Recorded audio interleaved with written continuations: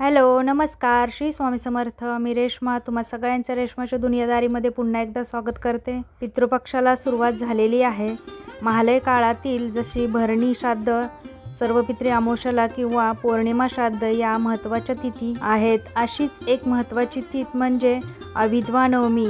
तिला आयोनवमी असे देखील म्हणतात. भाद्रपद कृष्ण नवमीस अविद्वा नवमी श्राद्ध केले जाते. यावर्षी म्हणजेच 2025 मध्ये पितृपक्षातील नवमी तिथी आलेली आहे 15 सप्टेंबर 2025 रोजी. याच दिवशी आपल्याला आयोनवमी श्राद्ध करायचं आहे. अविद्वा नवमी श्राद्ध कसं करायचं, कोणी करायचं, अविद्वा नवमी श्राद्ध कसं करावं, कोणाचं करावं, कोणी करावं, अतिशय सोप्या पद्धतीने आपल्याला मी एक छोटीशी पूजा देखील या दिवशी करायची आहे. ती या व्हिडिओमध्ये मी सांगितलेली आहे, तर व्हिडिओ स्किप न करता संपूर्ण बघा. सर्वात अगोदर जाणून घेऊया अविद्वा नवमी श्राद्ध कोणाचं केलं जातं. एखाद्या स्त्रीचं सवाशीण असताना जर निधन झालं, म्हणजेच तिचा पती हयात असताना, जिवंत असताना जर तिचं निधन झालं, अशा स्त्रीचं अविद्वा नवमी श्राद्ध केलं जातं. म्हणजेच पितृपक्षातील नवमी तिथीला तिचं श्राद्ध केलं जातं, ज्याला आयोनवमी किंवा अविद्वा नवमी श्राद्ध असे देखील म्हणतात. 15 सप्टेंबर 2025 रोजी नवमी आहे. या दिवशी अविद्वा नवमी श्राद्ध करावे. अविद्वा नवमी श्राद्ध जर केले तर त्यामुळे पितृ हे आपल्या कुटुंबाला आशीर्वाद देतात. अखंड सौभाग्याची प्राप्ती आपल्याला होईल. आपल्या घरामध्ये सर्व गोष्टींची नेहमी भरभराट राहील. आता पाहूया अविद्वा नवमी श्राद्ध का करावे. एखादी स्त्रीचे सवाशीण असताना निधन झाल्यानंतर तिचं वर्ष श्राद्ध केल्यानंतर जो पितृपक्ष येईल, त्या पितृपक्षातील नवमी तिथीपासून दरवर्षी तिचं अविद्वा नवमी श्राद्ध करावं. वर्ष श्राद्धापर्यंत कुठलीही जी गेलेली स्त्री व्यक्ती असेल ती प्रेत योनीत असते. वर्ष श्राद्धानंतर तिचा पितृलोकांमध्ये प्रवेश होतो. म्हणून वर्ष श्राद्धानंतर येणारा जो पितृपक्ष असतो त्यातील नवमी तिथीला आयोनवमी श्राद्ध करावे. नंतर ते दरवर्षी पितृपक्षामध्ये करावे. तर बघा, आयोनवमी श्राद्ध कोणी करू शकतं, कोणाचा अधिकार आहे. ज्या स्त्रीचा सवाशीण असताना निधन झालं असेल तर प्रथम तिचा मुलगा तिचं श्राद्ध करू शकतो, नंतर तिचा पती तिचं श्राद्ध करू शकतो. मुलगा नसेल तर पुतण्या श्राद्ध करू शकतो. मुलीनं करावं का, तर अवश्य करावं. आपल्या आईसाठी नवमी तिथीला अन्नदान करा, ब्राह्मण भोजन करावं, शक्य होईल तितकं दान करावं. आयोनवमी श्राद्ध किंवा अविद्वा नवमी श्राद्ध कुठपर्यंत करावं किंवा किती दिवस करावं. ज्यावेळेस एखादी स्त्री सवाशीण असताना तिचा मृत्यू होतो, तिचा दर्जा असतो सदवा, म्हणजेच विधवाच्या विरुद्ध सदवा.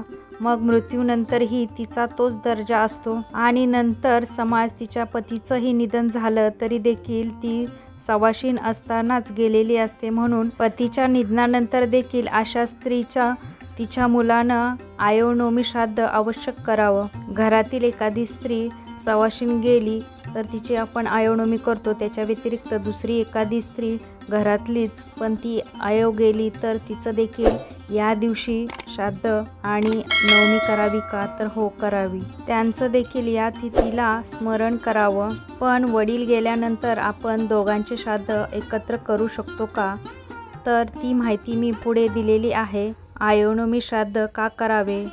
स्त्रीचं मन संसारामध्ये जास्त अडकतं. एखाद्या स्त्रीला अर्ध्या संसारामध्ये जर अशा पद्धतीने मरण आलं, आपल्या मुलांमध्ये तिचा जीव अडकतो. त्यांच्या अशा आकांक्षा, इच्छा पूर्ण झालेल्या नसतात. अशा वेळेला तिचा आत्मा संतुष्ट होण्यासाठी आयोनवमी श्राद्ध केलं जातं. बघा, नवमी तिथीला का श्राद्ध करतात, कारण नवमी तिथीला शिवलहरी अधिक प्रमाणात कार्यरत असतात. स्त्रीमध्ये असलेली शक्ती तत्व या शिवलहरी आकर्षून घेतात. त्यामुळे स्त्रीचा जो आत्मा असतो तो संसारामध्ये अडकला असेल किंवा ज्याला संसाराविषयी आसक्त असेल त्यांची बंधनं तोडण्यासाठी शिवलहरी मदत करतात आणि मग आपोआपच त्या स्त्रीचा जो पुण्यात्मा असतो त्याचा पुढील प्रवास सुखकर होतो, त्याचा आत्मा संतुष्ट होतो. म्हणून आयोनवमीचे श्राद्ध नवमीला केले जाते. आता आपण बघूया विधिवत हे श्राद्ध कसं करावं. श्राद्धकर्ता जो असेल म्हणजेच त्या स्त्रीचा मुलगा किंवा तिचा पती या दिवशी सकाळी लवकर उठायचं, स्नान करायचं, पांढरे शुभ्र वस्त्र घालावे, आपली रोजची देवपूजा करून घ्यायची. भगवान सूर्यदेवाला वंदन करायचं. ओम सूर्याय नमः हा मंत्र 11 वेळा म्हणायचा. ज्याप्रमाणे तुम्ही सूर्यदेवाला अर्घ्य दिलं त्या पद्धतीनं, जसं की तांब्याच्या तांब्यात पाणी घ्यायचं, त्यामध्ये हळदी कुंकू, फूल, अक्षदा आणि काळे तीळ सुद्धा घालायचे. दक्षिण दिशेला तोंड करून मातृदेवो भव मातृदेवो भव असं म्हणत अर्घ्य दिले तरी चालेल. याला तर्पण म्हणतात. दक्षिण दिशा ही पितरांची दिशा मानली जाते आणि आपण दक्षिण दिशेला तोंड करून अशा पद्धतीने अर्घ्य देतो तर त्याला पितरांच्या नावाने तर्पण करणे असेही म्हटले जाते. घरातल्या स्त्रीनं तुळशीजवळ जाऊन दिवा लावायचा, तुळशीचं पूजन करायचं. तुळस देखील सवाशीण असते म्हणून तुळशीची पूजा करायची. श्राद्ध भोजन आपण नेहमी मध्यान्हकाळी म्हणजे दुपारच्या वेळास करतो, तर ही पूजा आपण श्राद्ध भोजनाच्या अगोदर म्हणजे सकाळी केली तरी चालेल. श्राद्धाचा पवित्र स्वयंपाक घरातील स्त्रीने करावा. मृत स्त्रीचा आवडता एखादा पदार्थ त्या स्वयंपाकामध्ये अवश्य करावा. श्राद्धकर्त्याने आपल्या कपाळाला पांढरा गंध लावावा. श्राद्ध भोजनाची तयारी करायची. श्राद्ध करण्यासाठी आपण जो नैवेद्याचं ताट करणार असाल, पहिला नैवेद्याचं ताट हा गाईला अर्पण करावं. त्यानंतर कावळा, कुत्रा यांना घास द्यावा. या दिवशी आपल्या घरी एखादी सवाशीण अवश्य जेवायला सांगायची, तिला तृप्त करायचं, तिची ओटी भरायची, तिला दक्षिणा द्यायची. आपल्या गेलेल्या ज्या पितृ असतात त्या या सवासणीच्या रूपात येतात, भोजन करतात आणि तृप्त होतात. अशा रीतीने शक्य होईल तेवढे अन्नदान या दिवशी अवश्य करा. तसेच या दिवशी दक्षिण दिशेला संध्याकाळी दिवा लावा. त्या दिव्याला हळदी कुंकू अवश्य लावा. पितृमातेचं म्हणजेच गेलेल्या स्त्रीचं स्मरण करायचं. दिव्याला नमस्कार करायचा. अशा पद्धतीने विधिवत आपण अविधवा नवमीचे श्राद्ध करावे. आता तुमच्या घरातील सौभाग्यवती म्हणून मरण पावलेल्या स्त्रीचा फोटो तुमच्याकडे असेल तर तो सुद्धा व्यवस्थितपणे पुसून एखाद्या खुर्चीवर किंवा आसनावर दक्षिणेकडे तोंड करून ठेवावा.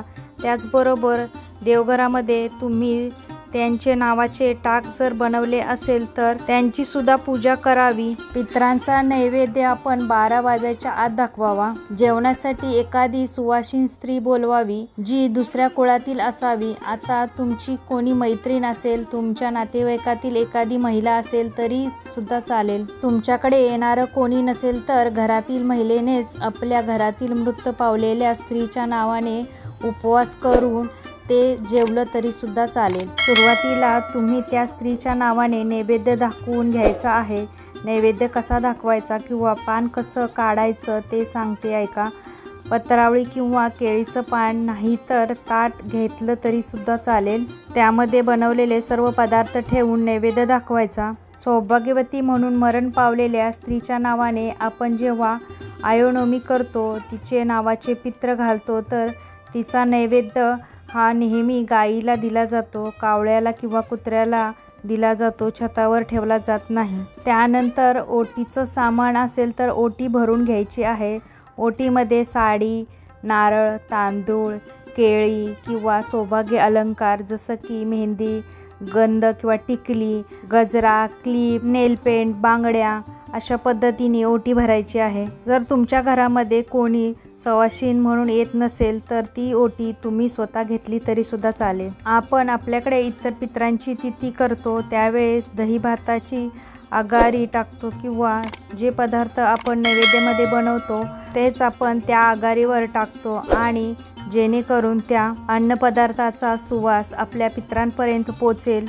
तसं तुम्ही नवमीला सुद्धा करू शकता. त्यासाठी गौरीचा छोटासा तुकडा एखाद्या भांड्यामध्ये पेटवून घ्यायचा. त्यानंतर त्याचा विस्तव तयार झाला की त्या विस्तवावर सर्वप्रथम तूप टाकायचं, भात टाकायचा. जे अन्नपदार्थ तुम्ही तयार केलेले असतील ते ह्या थोडे थोडे करून विस्तवावर टाकायचे.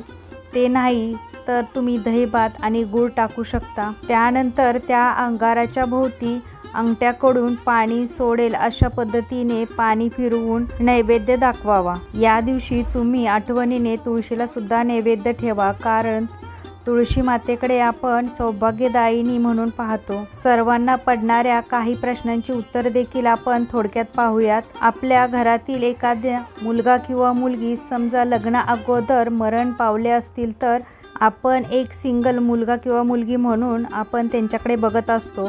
अशा मुलांचा समजा मृत्यू झाला, त्यांच्या मरणाची तिथी आपल्याला माहीत नसेल, पण आपण त्यांचे पित्र पंचमीला घालतो. पंचमी तिथीला हे महत्त्व आहे.